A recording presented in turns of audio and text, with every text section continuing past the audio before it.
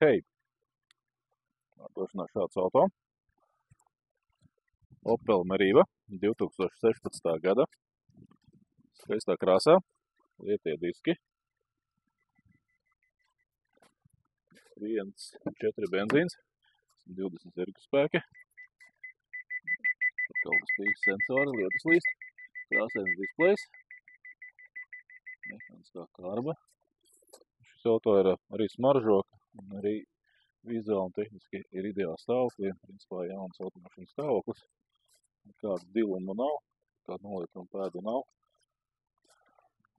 Kā patiešām patīkama sajūta ar interesantām durvīm, kas varās pretējā virzienā. Šeit viss ir kārtībā.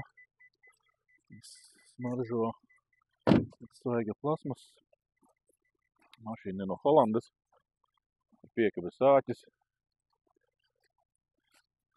Uzvaraksts turbo, kā jau 1.4 benzīnā turbo motoru, kas iedod labu dinamiku.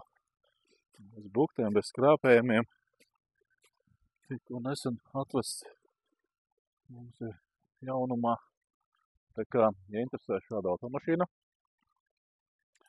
maza, neliela, interesanta, lai dienas gaismas, kas brauc, ķer cieti.